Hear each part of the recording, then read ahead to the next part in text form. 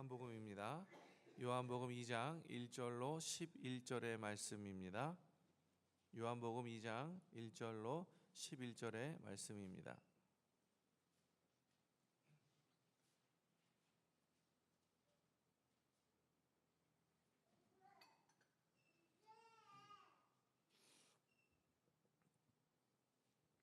제가 가진 성경은 신약 성경 144쪽이 되겠습니다. 요한복음 2장 1절로 11절의 말씀입니다.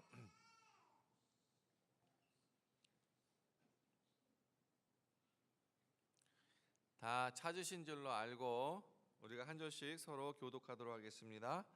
제가 먼저 요한복음 2장 1절을 읽도록 하겠습니다. 사흘째 되던 날 갈릴리 가나에 혼례가 있어 예수의 어머니도 거기 계시고 포도주가 떨어진지라. 예수의 어머니가 예수에게 이르되 저들에게 포도주가 없다 하니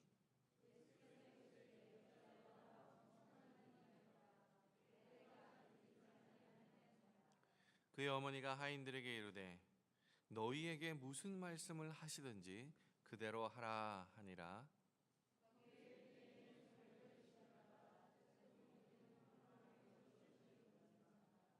예수께서 그들에게 이르시되 항아리에 물을 채우라 하신즉 아기까지 채우니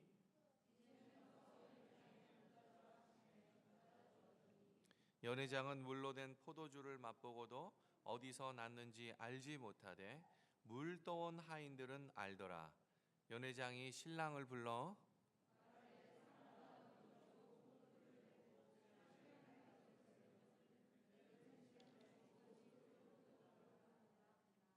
우리가 함께 11절을 함께 읽도록 하겠습니다.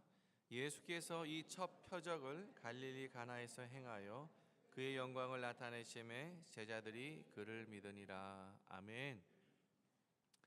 오늘 우리 읽은 본문은요, 우리가 너무나 잘 알고 있는, 익히 알고 있는 예수님께서 가나안에서 행하신 첫 번째 기적입니다.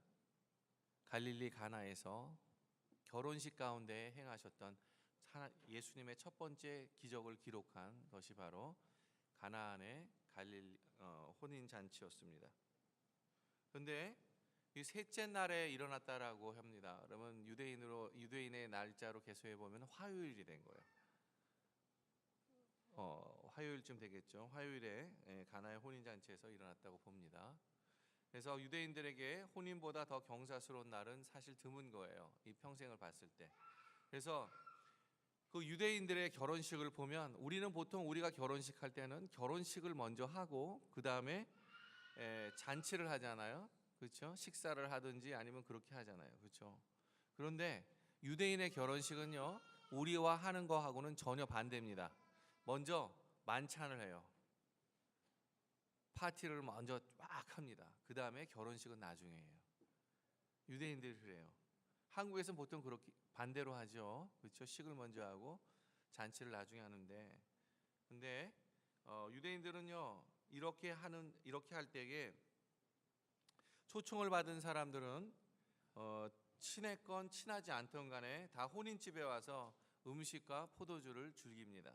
근데 축하객이 많으면 많을수록 그 혼인은 축복받은 그러한 혼례식으로 경사로 그렇게 여겨져요. 왜? 사람들이 많이 와서 만찬에 참여하면 그렇다는 것입니다. 그런데 오늘 본문에서 보니까 이 연회의 자리에, 이 결혼식의 자리에 기름진 음식과 향기로운 그런 포도주들이 흥을 더해주고 있었는데, 이 주방을 돌아보던 마리아가 이 포도주가 거의 떨어져 가는 그 상황을 발견한 거예요.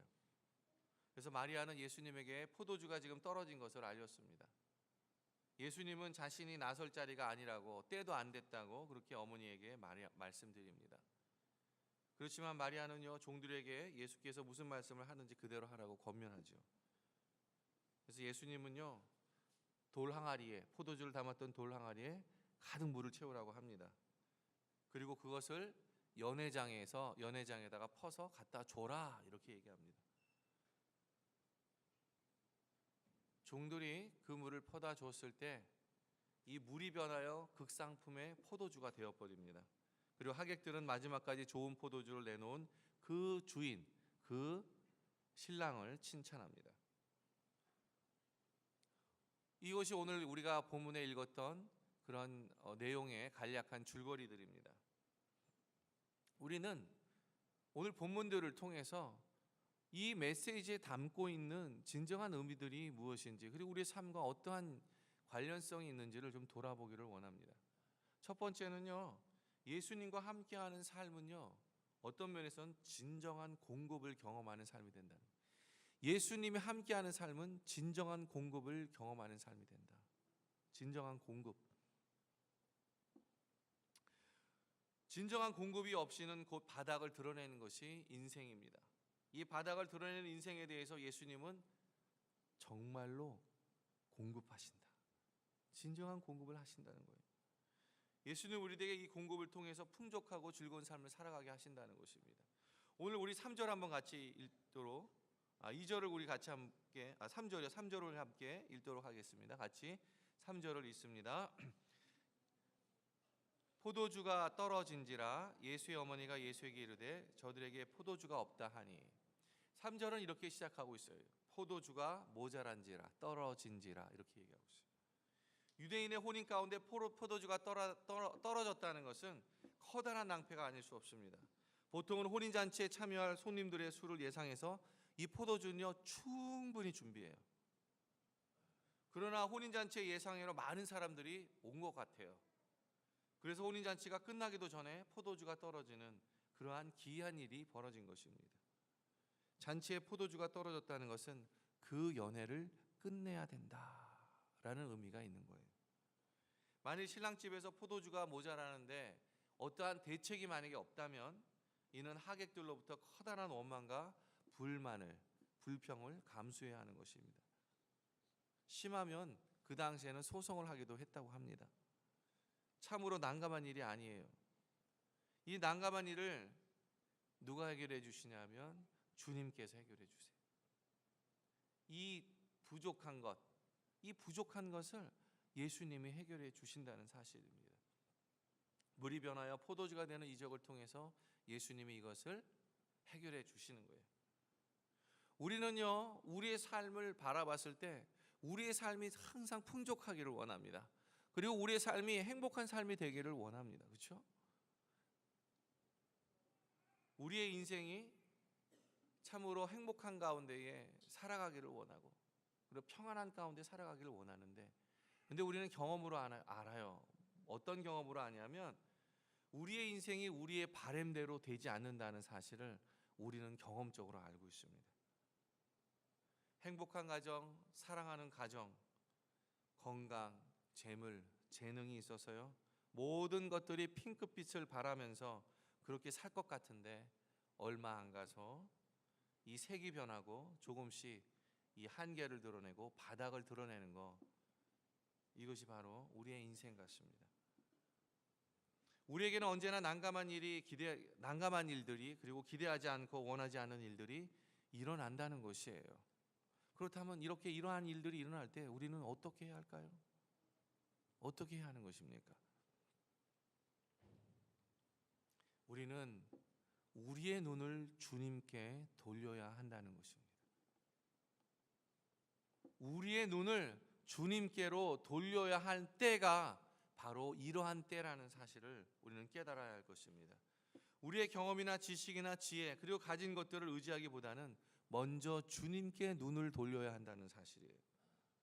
마리아가 예수님께 사정을 말한 것처럼 현재 상황이 너무나 어렵고 너무나 쉽지 않고 쉽게 해결되지 않는 그러한 상황들을 주님께 말한 것처럼 어떻게 해요? 우리도 우리의 형편을 하나님께 고백해야 하는 것입니다. 그래야 예수님으로부터 진정한 공급을 경험하는 삶을 살 수 있다는 거예요. 하나님의 공급을 받는 사람은 참 복 있는 사람입니다. 그래서 시편은요 복 있는 사람을 마치 시냇가에 심은 나무와 같다라고 그렇게 표현하고 있습니다. 늘 하나님께서 인생이라는 나무를 시냇가에 있는 것 같이 물을 공급하신다는 거예요. 그래서 복 있는 사람이다 그렇게 표현하고 있는 거예요. 사랑하는 성도 여러분, 늘 우리의 사정을 주님께 아뢰서 늘 주님으로부터 공급을 받는 귀한 인생을 사시는 그러한 삶을 사는 모든 분들이 되기를 주님의 이름으로 축복합니다. 그런데 이러한 공급은요, 예수님의 말씀을 순종함으로 일어난다는 사실. 반드시 이 하나님의 이적, 이 예수 그리스도의 기적과 같은 이 삶은요, 이 순종함을 통해서 일어난다는 사실입니다.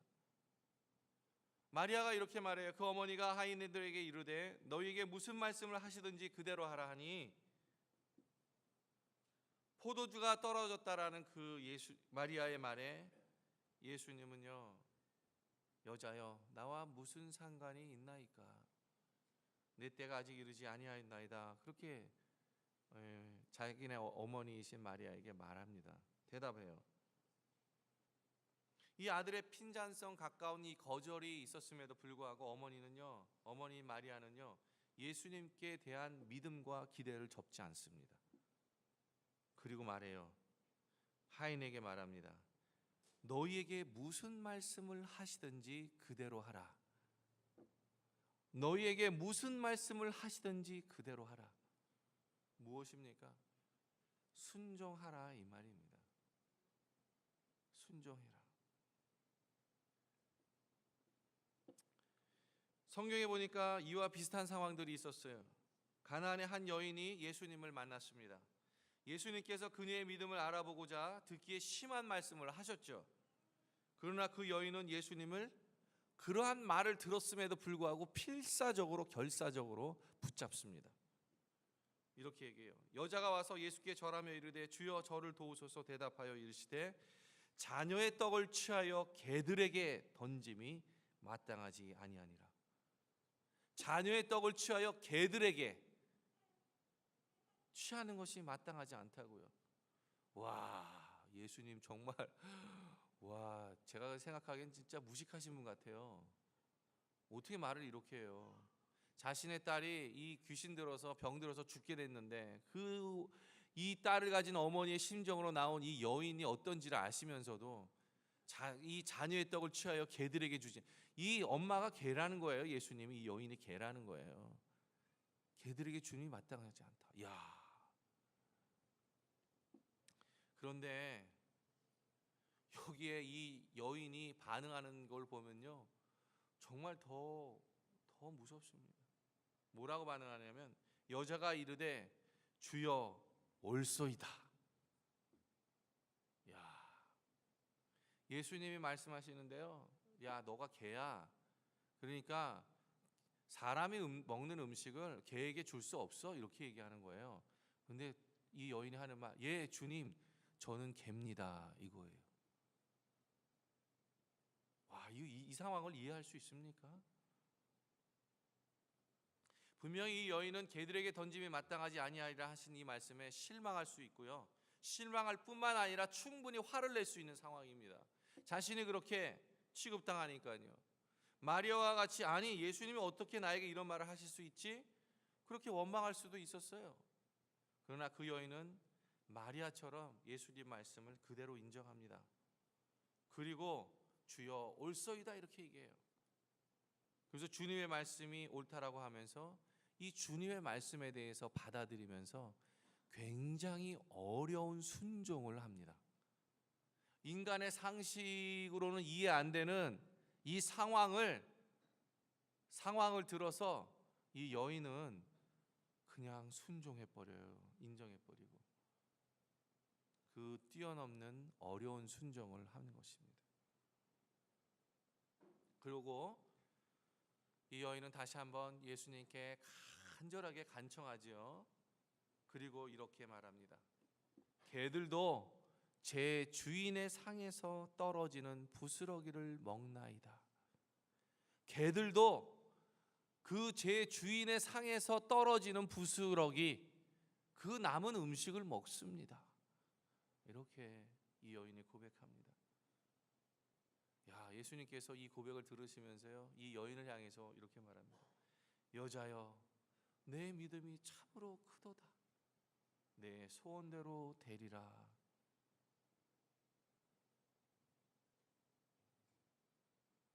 예수님께서는 그 여인의 딸을 죽을 병에서 건져주십니다. 예수님에 대한 말씀을 믿음으로 순종했던 이 여인, 예수님은 분명히 하실 수 있다는 믿음을 가지고 있던 그 가나안 여인의 말씀에 대한 이 상식을 뛰어넘는 이 믿음의 순종은 예수님의 기적을 경험하게 합니다.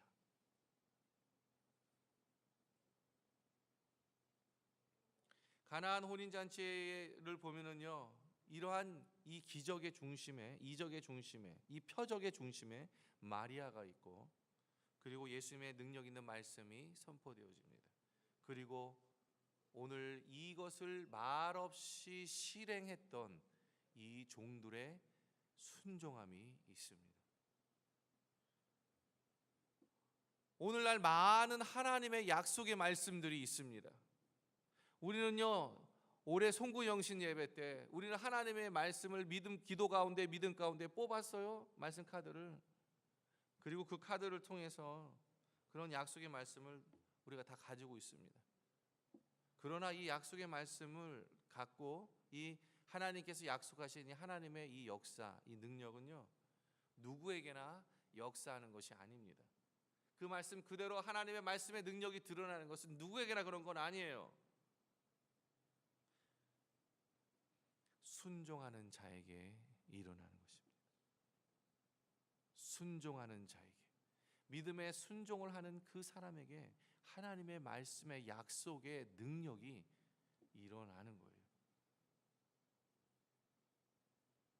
순종하는 자에게 일어나는 축복입니다. 너희에게 무슨 말씀을 하시든지 그대로 하라. 이 종들의 순종을 통해서 하나님의 이적을 경험하게 되는 것입니다. 사랑하는 성도 여러분, 모든 변화는 믿음의 순종으로부터 일어난다는 사실을 기억해야 돼요. 모든 변화는 믿음의 순종으로부터 시작된다는 사실을 기억하십시오. 우리는 하인의 모습을 보여요. 야, 예수님께서 하시는 그 말씀 그대로 행해. 라는 마리아의 이 말을 듣고 이 종들은 예수님이 하는 그 말씀대로 순종합니다. 처음에는 항아리에 물을 채워라 이렇게 말씀하셨어요. 이 항아리에 물을 채우라는 말을 그대로 실행합니다. 그런데 이거는 좀 이해가 가요. 상식적으로 이해가 갑니다. 어떠한 이해가 가냐면, 잘은 모르겠지만 그래, 뭐 주인이 시키니까, 예수님 시키니까 그래 말을 한번 항아리에 물은 채워보자 이렇게 얘기할 수 있죠. 우리의 상식적으로는 그래 조금 이해는 안 되지만 그래도 할 수 있는 순종이에요. 우리가 이해할 수 있는 순종입니다. 받아들일 수 있는 순종이에요. 그러나 그 뒤에 있는 그 말씀은 전혀 달라요. 너희가 채워놓은 그 항아리의 물을 연회장에 갖다 주어라 이렇게 말하고 있어요. 이거는 물입니다. 그것을 누가 잘 알아요? 종들이 누구보다 잘 압니다. 근데 그 종들을 통해서 오늘 그 물을 갖다 주라고 하는 거예요, 연회장에. 이거는 누가 보더라도 상식적으로 이해가 안 되는 것입니다. 근데 예수님은 그것을 순종하라고 이야기해요. 상식적으로 이해가 됩니까? 자신이 물을 채우고 그 채운 물을 가지고 다시 가서 그 연회장에 갖다 주라고 하는 예수님의 말씀이 이게 상식적으로 이해가 됩니까? 이해가 안 되죠.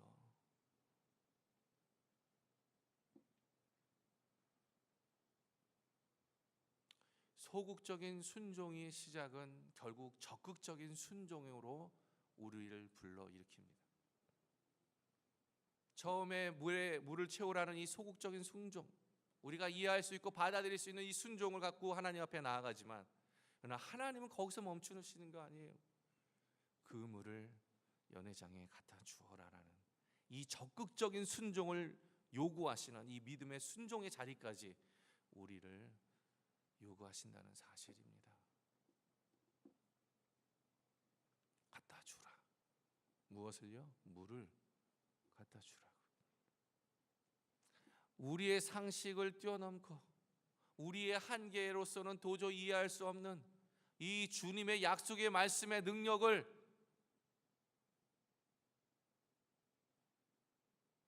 믿음의 순종을 통해서 우리에게 순종하라고 하시는 이 말씀, 이 교훈을 우리 마음 깊이 새기시기를 바랍니다. 우리는 세상을 살면서요, 하나님의 말씀대로 살려고 노력합니다. 믿음을 가지고 살려고 노력해요. 그런데 우리가 어느 순간에 살면 요 말씀은 그래도 내가 살만해. 요 정도는 괜찮아. 내 믿음이 요 정도는 되니까 요거는 요렇게 살면 될 것 같아. 그래서 살아보는데 웬걸요, 되는 것도 있고 더 안 되는 것도 더 많은 것 같아요. 그런데 하나님 우리에게 이효까지 살라고 이렇게 얘기합니다. 근데 그거는 도저히 내가 살 수 없는 것 같아요. 그렇게 했다가는 내가 쪽박 찰 것 같고, 그렇게 했다가는 내가 바보 같을 것 같고, 그렇게 했다가는 내가 모든 주변에 있는 이 나의 친구뿐만 아니라 주변에 있는 가까운 사람들로 붙여져도 내가 바보가 될 것 같은 그러한 상황 속에 있을 때가 얼마나 많습니까? 근데 주님은요, 우리에게 너의 믿음의 차원에서 생각하지 말고 하나님 말씀 자체에 대한 능력을 가지고 하나님이 하실 것을 믿음 가운데 보라고, 그리고 너는 순종하라고 그렇게 말씀하시잖아요. 믿음의 순종을 요구하시잖아요. 그런데 우리는요, 우리의 경험들 때문에, 좌절되고 실패된 경험들 때문에, 우리가 생각하는 상식선에서만 생각하는 이 믿음의 부족하고 연약함 때문에 우리는 그 자리에서 멈춥니다. 그래서 가나안 장치에 있었던 진정한 기적을 경험하지 못해요.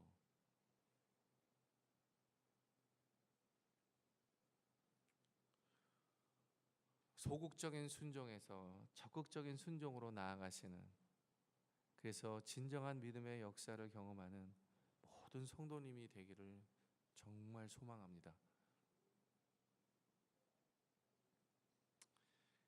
사랑하는 성도 여러분, 우리는 얼마나 많은 꿈들을 가지고 있습니까? 그렇죠?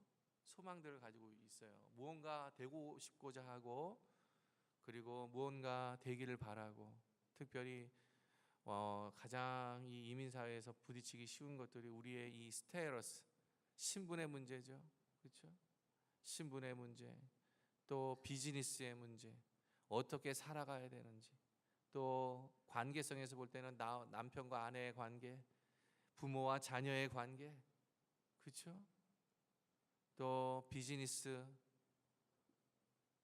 얼마나 많은 것들이 산재에 있어서 그것이 하나님께서 해결해 주기를 바라는 소망 가운데 우리가 있지 않습니까?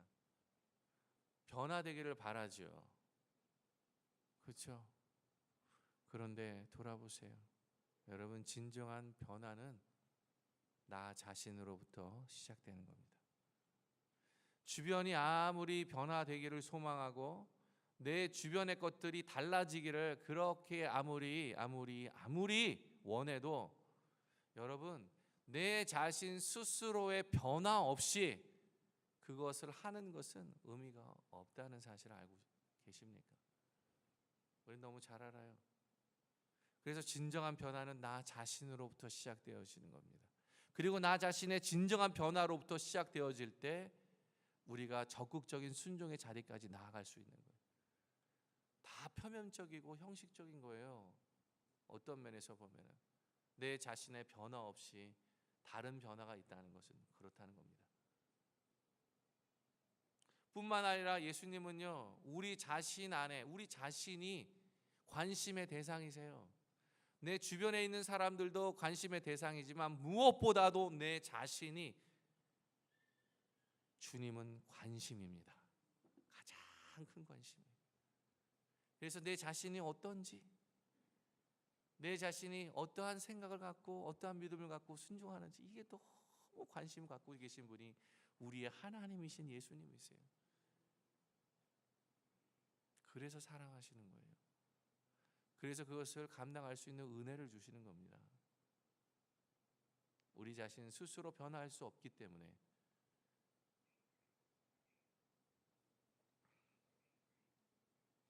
진정한 변화는 친척이나 교회나 친구나 또는 다른 사람들이 아니라 나 자신이라는 사실을, 거기로부터 시작된다는 사실을 정말 기억해 주시기를 바랍니다. 우리가 이렇게 소극적인 순종과 적극적인 순종으로 나아갈 때 우리에게 주시는 축복이 있어요. 그 축복이 뭐냐면요, 여러분, 오늘 여기에 두 가지의 인물이 등장합니다. 첫째는 회당장이에요. 그리고 하객입니다. 두 번째는 제자들입니다. 여러분, 회당장과 하객은요, 주님이 베푸신 기적 가운데에 최상급의 포도주의 맛을 경험하게 됩니다. 그렇죠? 그것 됐지? 그것뿐이에요. 그것뿐이에요. 그런데 우리가 함께 11절을 읽도록 하겠습니다. 11절, 우리가 함께 11절을 읽도록 하겠습니다. 읽습니다. 예수께서 이 첫 표적을 갈릴리 가나에서 행하여 그의 영광을 나타내심에 제자들이 그를 믿으니라. 사실 이 물이 변하여 포도주가 된 것은요, 예수 그리스도의 영광을 드러내신 거예요. 단순히 물이 변하여 포도주 된 사실, 최상급의 포도주를 만든 것, 그것은 표면적인 거예요. 오늘 이 요한은 뭐라고 이것을 얘기하고 있냐면, 이것을 표적이라는 말로 표현합니다. 표적이라는 것은 그 자체가 중요한 게 아니라 그 안에 담겨져 있는 의미가 중요하다는 사실이에요. 이 표적이라는 말을 어떻게 표현하냐면 시그널이라는 말로 표현해요. 신호라는 겁니다. 기호라는 거예요. 기호라는 것은 뭐죠? 무엇인가를 나타내기 위한 어떠한 도구가 되는 것입니다. 가령 예를 들면 우리가 운전할 때, 우리가 운전을 자주 하잖아요. 운전하다 보면은 이 시그널이 있죠. 그 시그널에서 빨간 불도 나오고, 그 다음에 노란 불도 나오고, 파란 불도 나옵니다. 그런데 우리가 그 신호등을 보면서 우리가 빨간색에 대해서 생각했을 때, 아, 저건 빨간색이야 라고 생각하는 것으로 끝나지 않습니다. 우리는 무엇을 생각하냐면 그 빨간색을 보면서, 아, 빨간색은 스톱, 멈추라는 것이지, 아, 이 그린색은 이거를 가라는 것이지, 노란색은 멈춤을 준비하든지 아니면 우회전하든지 좌회전하든지 이렇게 하라는 의미를 우리는 압니다. 이 갈릴리 가나의 표적은 뭐냐면 그 포도주, 물이 변하여 포도주 자체를 만든 것이 중요한 것이 아니라 예수님의 영광, 예수님이 누구이신지를 발견하는 사실입니다. 그것이 표적이에요. 그런데 이 표적을 발견한 사람이 누굽니까? 제자들입니다. 제자들이 그를 믿어요. 무엇으로요? 하나님의 아들이신 예수 그리스도를 믿습니다. 여러분, 이 이전까지는요, 예수님의 기적이 나타나지 않습니다.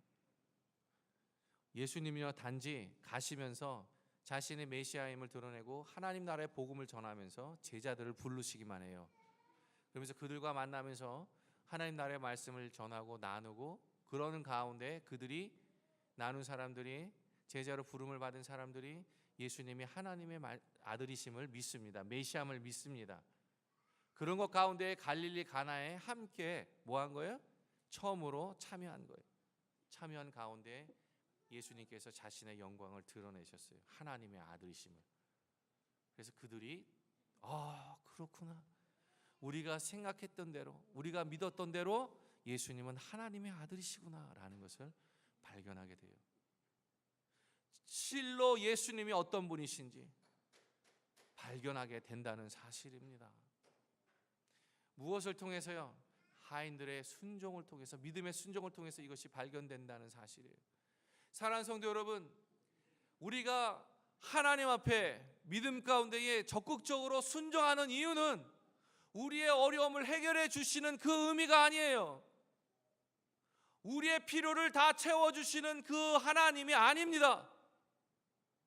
그것보다는 그러한 모든 필요를 다 채워주시는 그 하나님이, 그 하나님을 알아가는 것, 그분이 어떤 분이신지를 우리가 깨달아가는 것, 그것이 더 중요하다는 사실을 오늘 본문 가운데, 말씀 가운데 우리에게 말씀하시고 교훈하시는 거예요.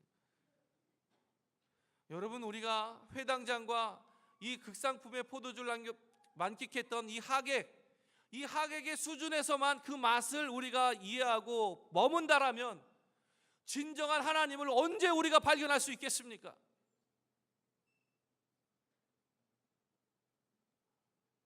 진정한 적극적인 믿음의 순종을 통해서 우리는 하나님이 진정 어떤 분이신지를 우리는 발견해 간다는 사실을 우리는 기억하셔야 돼요.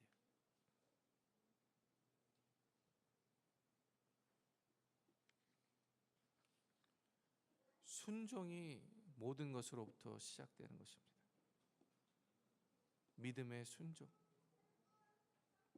어떤 면에서 보면요, 이것은 믿음의 순종을 통해서 우리는 하나님을 경험하는 것이죠. 그리고 그 경험들이 하나님이 어떤 분이신가를 우리가 체험하게 되는 것입니다. 정말 소망하기는 이 한두 번 우연히 체험되어지는 하나님을 경험하는 것이 아니라 계속적으로 내 삶 속에서 응답해 주시는 그 하나님을 체험하시면서 진정 하나님이 어떤 분이신지를 발견해가는 그러한 주님의 모든 권속들이 되기를 주님의 이름으로 축복합니다. 이러한 사람이 성경에 한 사람이 있었어요. 이와 같이 하나님을 경험했던 한 사람이 있었습니다. 그 이름은 너무나도 유명한 용감한 베드로입니다. 베드로가 어느 날 이 베드로는 갈릴리 호수에서 태어나서 평생 자랐습니다. 그리고 그 호수에서 어부로서 물고기를 잡았던, 평생 물고기를 잡았던, 사실 이 물고기를 잡는 거라면 이 잔뼈가 굵은 사람, 어느 누구에도 뒤지지 않는 이 사람이에요. 그 누구보다도 갈릴리 호수를 잘 알았던 사람, 물고기에 대해서도 너무 잘 알았던 사람. 그러던 그가 어느 날 갈릴리 호수에서 고기를 잡는데 밤이 새도록 고기를 잡아도 한 마리도 잡지 못한 그러한 순간이 있었습니다. 그래서 시리에 빠져 있었죠. 그때 예수님이 찾아오셔서 이렇게 말씀하십니다. 시몬아, 너가 지금 그물을 깊은 데로 가서 그물 한번 내려봐. 그렇게 고기를 잡아봐라. 이렇게 말합니다. 그랬더니 시몬 베드로가 이렇게 말합니다. 선생님, 우리들이 밤이 새도록 수고하였는데 잡힌 것이 없었습니다. 이렇게 얘기해요. 이 말은 뭐냐면 이런 말이에요. 아, 예수님, 내가 이 평생 여기서 물고기 잡는 거로 잔뼈가 굵었는데, 그런 내가 밤새도록 이 갈릴리 호수를 샅샅이 뒤져서 금을 내려봤는데요, 한 마리도 잡지 못했는데 지금 무슨 말씀하시는 거예요? 깊은 데로 가서 그물을 던지라니요. 고기 없어요. 그렇게 말하는 거죠. 그런데 그것으로 끝나는 것이 아니라 시몬 베드로 이렇게 얘기해요. 밤이 새도록 수고하였을 때 잡은 것이 없지만은, 이렇게 표현하고 있어요. 그러면서 뭐라 그래요? 제가 주님의 말씀 의지하여 그 그물 한번 내려보겠습니다, 이거예요. 주님이 그냥 한번 말씀하시니까 내가 한번 그거 한번 내려볼게요. 그렇게 말하는 거예요. 그렇게 하고 나니까 고기를 잡은 것이 심이 많아 그물이 찢어진지라 이에 다른 배에 있는 동무들에게 가서 도움을 청하는데 그 두 배가 다 물에 잠기울 정도로 그렇게 고기를 많이 잡는 역사가 일어납니다. 그 순간에 예수님이 그 자리에 다가오십니다. 그리고 예수님의 말씀으로 베드로가 베드로에게 말할 때, 그때 베드로는요, 예수님이 하나님의 아들이신 것을 깨닫게 됩니다. 말씀에 순종하여 깊은 데로 가서 그물을 던졌던 베드로, 많은 고기를 잡은 것을 보면서 베드로는 그분이 하나님의 아들이심을 깨닫습니다. 만약에 그냥 베드로가 양쪽에 양배에 두 배의 고기 잡은 것이 너무 가득해서 그것이 너무 기뻐서 그것으로만 만족했다면, 회당장과 같이 그렇게만 만족했다면 베드로의 삶의 변화가 있었을 수 있을까요? 저는 그렇다고 생각하지 않습니다. 베드로는 깨달아요. 무엇을요? 예수님이 누구신지를 깨닫습니다. 그 자리까지 나아가는 거예요. 그가 하나님의 아들이심을 깨닫습니다. 그래서 시몬 베드로는 이렇게 반응합니다. 시몬 베드로가 이를 보고 예수의 무릎 아래와 엎드려 이르되 주여 나를 떠나소서 나는 죄인이로소이다 하니 이는 자기 및 자기와 함께 있는 모든 사람이 고기 잡힌 것으로 말미암아 놀라고. 다른 사람들 그냥 놀래요. 근데 베드로는 예수님을 발견합니다.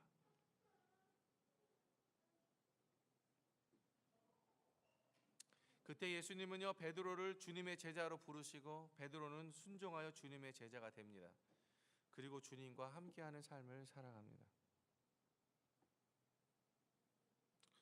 예수님의 말씀을 순종함으로 베드로는 이적을 체험할 뿐만 아니라 하나님 예수 그리스도가 어떤 분이신지 예수님이 하나님의 아들이심을 발견합니다. 우리도 주님의 말씀을 믿고 순종할 때에 주님의 이적을 체험할 수 있습니다. 주님이 일으키시는 기적 가운데 우리가 있을 수 있어요.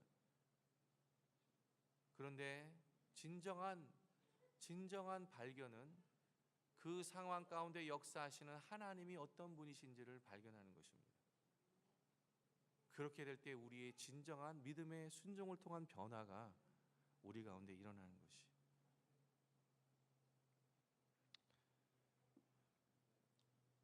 우리의 믿음이 때로 우리가 바라는 것만큼 성장하지 않는 것은요, 우리는 늘 우리가 눈으로 본 것만큼 그리고 혀로 맛본 것만큼 그만큼만 믿으려고 하기 때문에 그렇습니다. 우리의 오감보다 하나님의 말씀을 더 의지하고 믿고 순종하며 나아갈 때 우리는 주님의 표적 가운데에 그 표적이 우리 삶 가운데 체험되어지고 그리고 하나님이 어떤 분이신지를 우리가 발견하는 그 자리까지 나아가게 된다는 것을 기억하시기를 주님의 이름으로 축원합니다. 그래서요, 소망하기는 소극적인 순종으로 끝나지 않기를 바랍니다. 우리가 이해할 수 있는 범위, 우리가 받아들일 수 있는 범위만 그 자리에만 딱 머물러 가지고 그렇게 순종하지 않기를 바랍니다. 종들이 행했던 것처럼 떠다 주라. 적극적인 순종의 자리까지 나아가는 그러한 분들이 되기를 주님의 이름으로 축복합니다. 우리 함께 기도하겠습니다. 하나님 아버지, 참 감사합니다.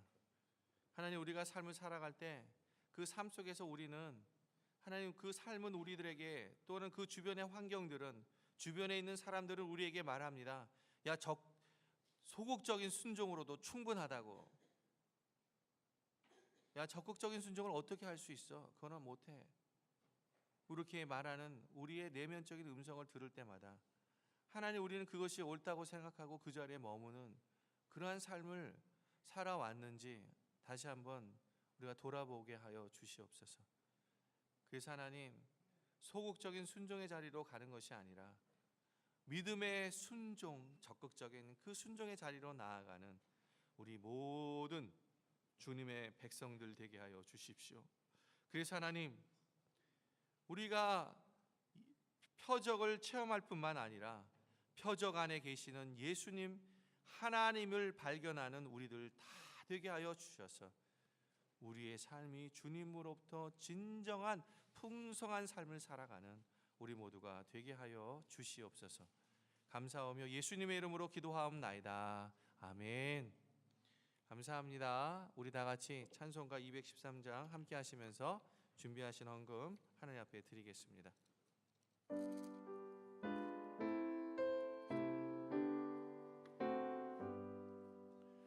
나의 생명 드리니 주여 받아주셔서 세상 살아갈 동안 찬송하소서.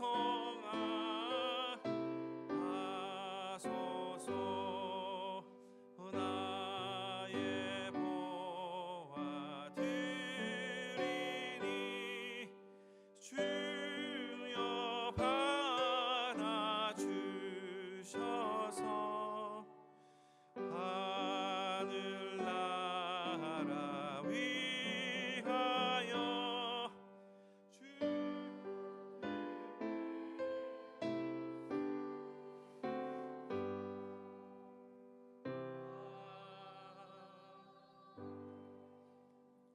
하나님 아버지, 오늘 말씀을 통하여 적극적인 순종의 자리로 나아갈 수 있도록 믿음을 주신 것을 감사합니다.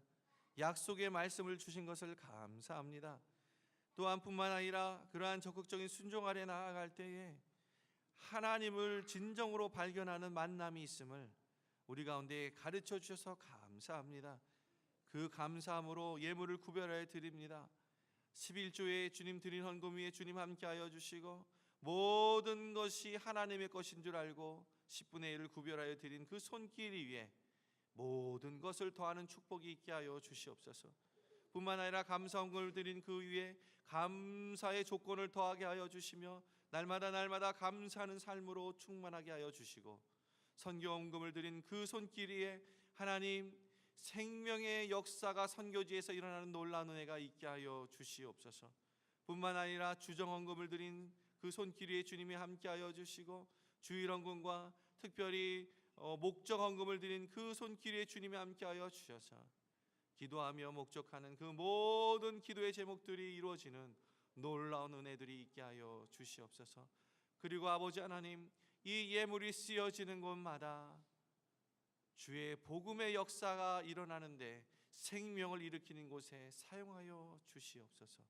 감사하며 예수님의 이름으로 기도하옵나이다. 아멘.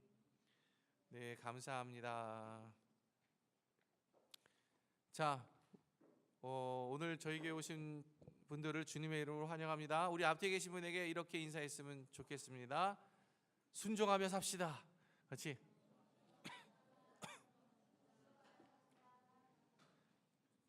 자, 순종하며 삽시다 했으니까는 이제는 어떻게 되냐면 기적이 표적이 일어납니다. 같이 한번 그렇게 기도해 주세요. 자, 같이 인사해 주세요. 표적이 일어날 것입니다. 자, 이번에는 하나님을 발견하실 것입니다. 네, 감사합니다. 이 아이가 윤우가 자꾸 여기 와가지고요, 여기 마이크에 쓰려고 그래요. 어린 아이가 보니까는 이 아이가 지금 말씀을 전하고 싶은 건지 아니면 커서 이걸 하고 싶은 건지 잘 모르겠어요. 계속해서. 여보요, 여기도 막 앉고 싶잖아요. 여기 목회자가 앉는 자리인데 장로님들이 막 그런 것 같아요. 모르죠, 진짜 믿음의 자녀들 가운데.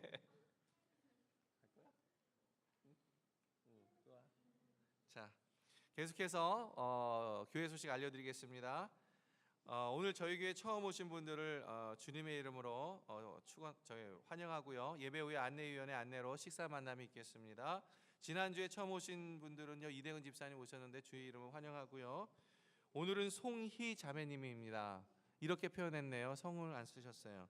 괜찮으시면 그 자리에 이송희. 아, 외자예요? 우와. 성이 송이고 이름은 희입니다. 이름이 너무 이쁘네요. 너무 좋습니다. 자리에 잠깐 일어나시면 우리가 환영하도록 하겠습니다.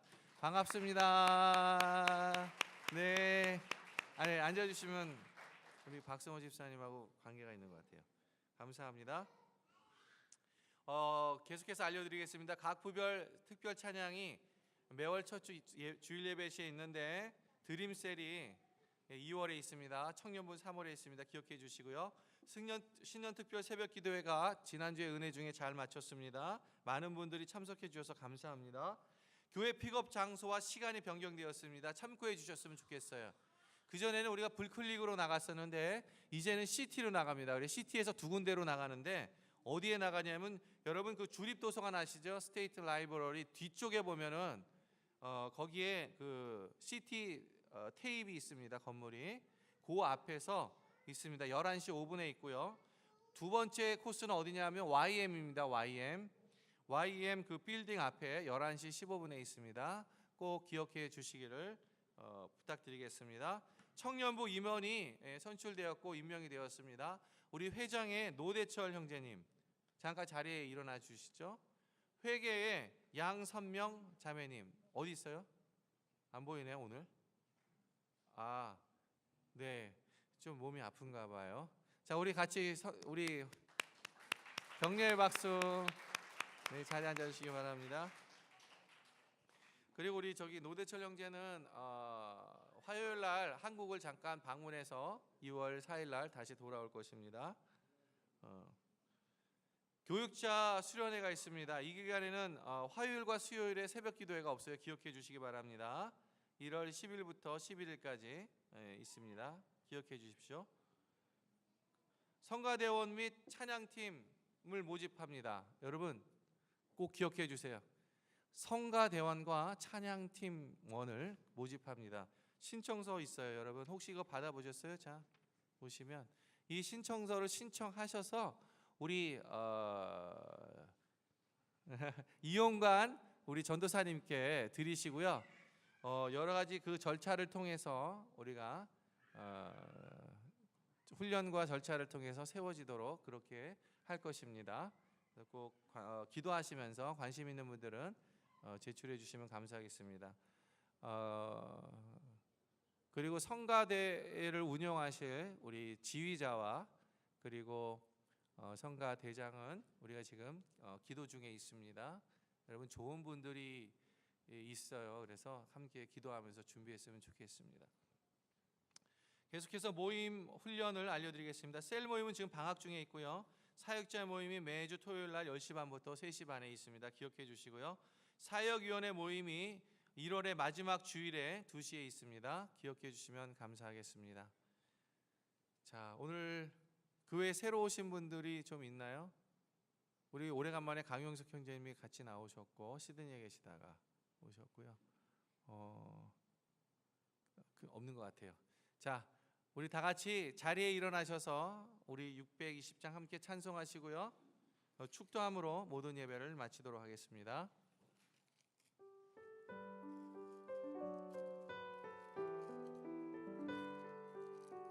같이 한번 손 좀 잡아 보세요. 같이.